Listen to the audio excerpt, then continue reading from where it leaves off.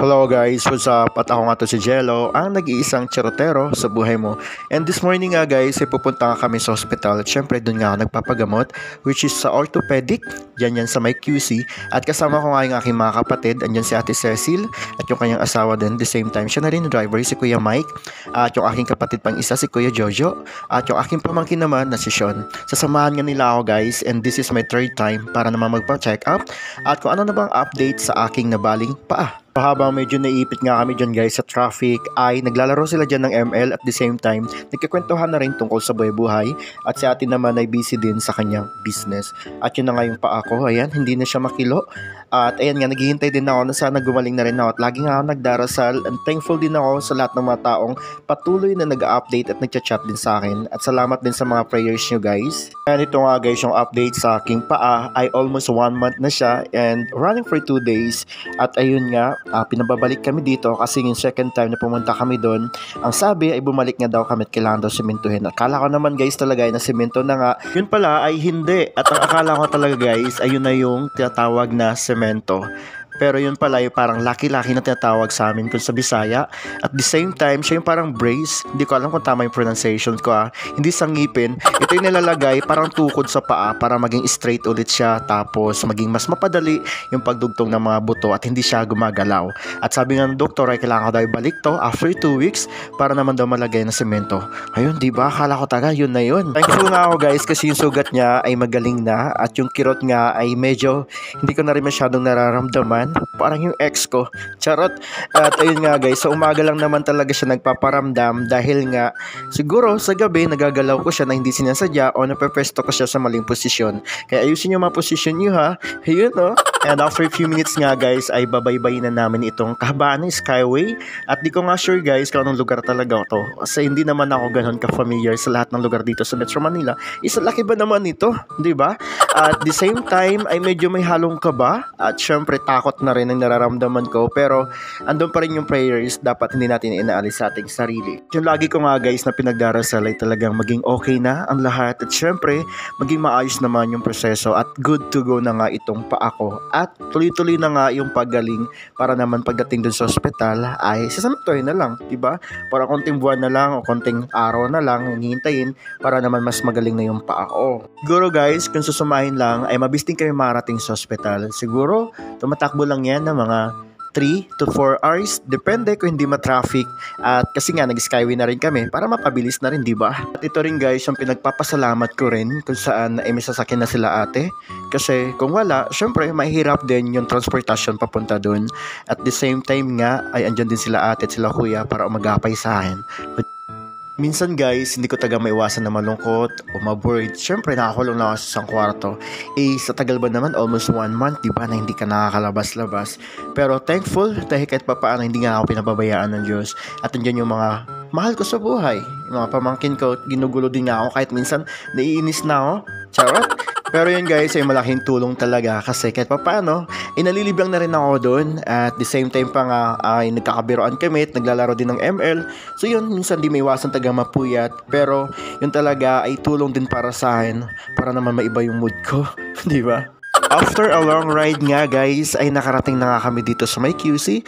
Syempre dito sa pupuntahan namin sa orthopedic sa may hospital. Pero napansin ko guys parang konti yung tao. At nakita ko nga agad dito sa may gilid ay parang walang tao doon. Kasi dalawa yun guys yung building ng orthopedic, yung hospital ng QC. Doon sa mga hindi pa familiar.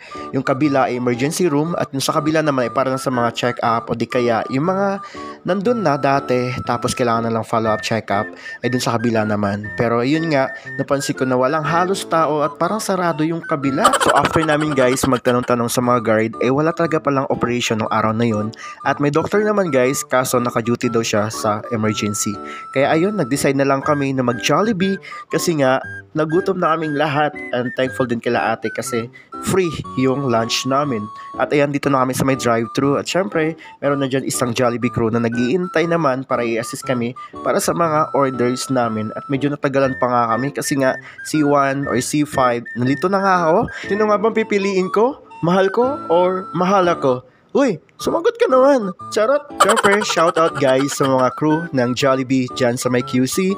At alam kong ginagawa nyo ng maayos yung trabaho nyo. Kaya salute out sa inyo, kahit kainitan nga yan guys, ay talagang bumila din sa ate dyan dahil siguro talagang yan yung duty niya at the same time yun yung task na naka-assign sa kanya kasi marami din guys nakapila at the same time ng araw na yun. So habang nagtitake nga guys ng order dyan yung Jollibee crew ay napaisip ko bigla at bigla ko naalala naman yung isang kakong manager ko dati sa previous job ko sa mga inasal syempre na ini-invite niya nga ako at kung kailangan ko daw ng trabaho. Meron nga siya guys offer sign na maging Jollibee manager pero napaisip ako that time, sabi ko paano naman tong trabaho ko sa call center, di ba? Kung papatusin ko yun, mapapalayo ulit ako sa pamilya ko. Dahil nga guys, yung workplace na yun ay located sa may Candelaria, Quezon. Although napupuntahan ko naman siya ng mga panahon doon pa ako naka-assign sa Infanta, pero medyo malayo talaga siya. At kung susumahin nga kung galing sa may Pasay City, ay medyo siguro aabot siya ng 5 hours to 6 hours, depende sa lagay ng traffic ko. At minsan guys, nakadepende din yun sa mga driver. Kasi may mga driver na tagang mabilis magpatakbo ng sasakyan. At meron din naman mga mababagal.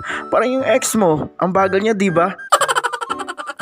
So bali guys, yung naging sagot ko na lang kay Ma'am Froy ay thankful ako kasi ako yung naisip niya na tao na yon na pwede niya mapagkatiwalaan at the same time nga ay magiging katulong niya rin sa operation. Nabanggit niya nga pala guys sa akin na nagpapahanap daw yung boss niya ng isang tao na makakasama niya nga at ako agad yung naisip niya.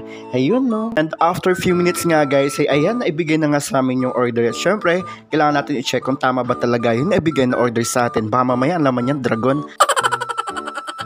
So, payo ko lang guys para sa mga customers na bago kayo umalis, especially kapag yung order nyo ay take out, kailangan nyo i-double check muna yung mga food na andun nga sa loob ng inyong pinaglagyan na paper bag para naman maiwasan yung abala at the same time nga syempre, para naman maiwasan yung mga customer complaint.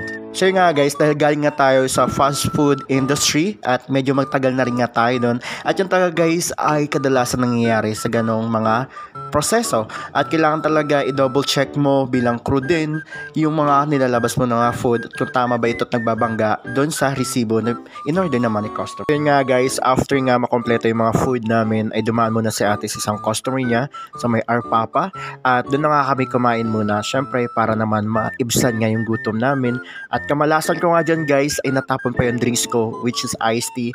Ayun, sayang. And after 30 minutes nga guys na may pag-meeting naman ni ate sa kanyang customer ay ayun, nag-decide na rin kami na umuwi at nag-uusap pa nga sila dyan na baka dumiretso daw sila ng Parañaque at naisip ko nga na baka kasama pa ako doon which is good naman para makapagpasyal-pasyal ako at medyo na-miss ko nga lumabas-labas pero naisip nga ni Kuya Mike yung bayaw ko na iuwi daw muna ako dito sa may bodega para naman daw makapagpahinga ako at baka nga daw abutin din kami ng traffic dahil nga medyo ma-traffic guys kapag papunta ng Bikutan going to Parañaque. At natatawa na nga lang dyan guys yung kapatid ko kasi parang nag-stroll nga lang kami at kasama na rin pasyal. At ayun nga guys kasi nga medyo nagkalituhan kami kasi sabi ng doktor is after 2 weeks ay ibalik ako doon. So bali nga ang last check-up ko is 7 so bali magto 2 weeks pa siya ng 21. Bumalik ako doon ng 22 pero sarado pala. Pero sabi naman ng mga guard on duty doon na open naman siya Monday to Friday pero mas minabuti na lang nila na i-advise ako na ibalik na lang ako ng Friday kasi hindi yun masyadong crowded at konti na lang yung mga pasyente. So ayun nga guys, habang papauwi kami ay napag-usapan na lang at napagkasundan na lang namin nila ate dahil nga medyo busy din sila at hectic nga yung schedule para sa mga clients nila ay baka mag-grab na lang kami kapag pumunta ulit kami at magpa-check up nga kami sa hospital. And after 2 days nga guys ay bumalik ulit dito si ate at syempre binisita naman ako at may kasama pa nga yan guys ay si Gagang at si Sky. Ayan, galing yan sa may Camellia, dun sa bahay nila at alam ko patuturukan yata sila. So bali guys, itong mga aso na to ay may lahi kasi ang tatay nila ay yung hotdog. I mean yung asong mahaba tapos maliit lang siya na mababa. Ayun, yung tatay nila. And share ko lang guys, talaga yung family namin ay mahilig din talaga sa mga aso bukod sa kape. Di ba? At talagang dati nung bata pa ako, iniiyakan ko talaga yan. At kahit sa pagtulog ay gusto ko nga katabi itong mga asong ito. At may nakita nga ako guys na post dun sa Facebook. Yung post na yun guys ay tungkol sa mga alaga niyang aso na biglang nagkasakit. At ayun, kalaunan ay namatay na nga lang. Nakakalungkot, di ba? Habang busy nga guys yung aking kapatid dyan sa pag-check, ay bigla kong naalala na may natira pa pala akong avocado sa may ref. At inutusan ko na nga si Kuya Arman na kunin niya at talagyan ko nga ito ng asukal at syempre gatas para naman maging masarap. At ang avocado na to guys ay sariling tanim pala nila ate. At Ito nga, napakaraming bunga at bukod doon ay malalaki talaga yung bunga nito. Ang iba nga nito guys ay medyo hilaw pa kasi ito yung first batch. So hanggang dito na lang guys and thank you for watching. Bye-bye!